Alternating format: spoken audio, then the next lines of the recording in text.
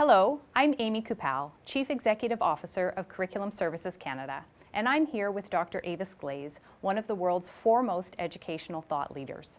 We will be talking today about some highlights from the recent publication, Avis Glaze, The Children Cannot Wait. Avis was recently identified as one of the most inspiring women every educator should know. From her earliest days in Jamaica to her rapid rise through all levels of the school system to become the founding CEO of the Literacy and Numeracy Secretariat and Ontario, Canada's Education Commissioner, Avis has been a persistent voice in the belief that there can be no throwaway kids. Recognized for her record of innovation in education, she has been an advocate for many important issues, including equity of outcomes for all students. Avis Glaze has worked with educators at all levels of school systems in more than 22 countries and over 30 U.S. states to help maximize impact. Avis, welcome, and I'm so excited to be here with you today to talk about your new book. Thank you, Amy. It's a pleasure to be here.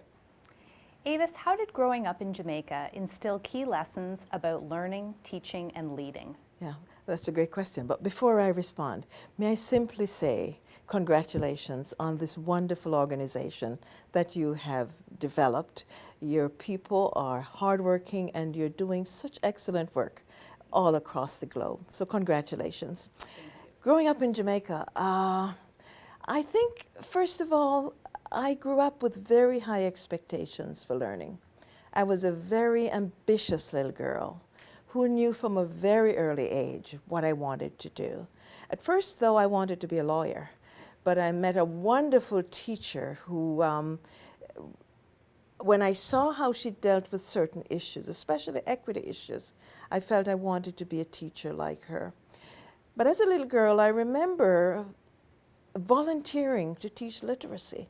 I might have been 10 or 11 years old, and I was going into the hills of Jamaica teaching 65, 70-year-olds to read. It was very challenging, and I didn't have the skills to do it.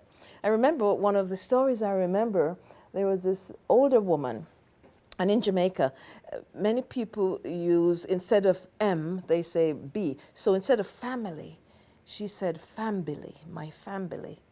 And it was awful because we were using kindergarten books to teach adults to read.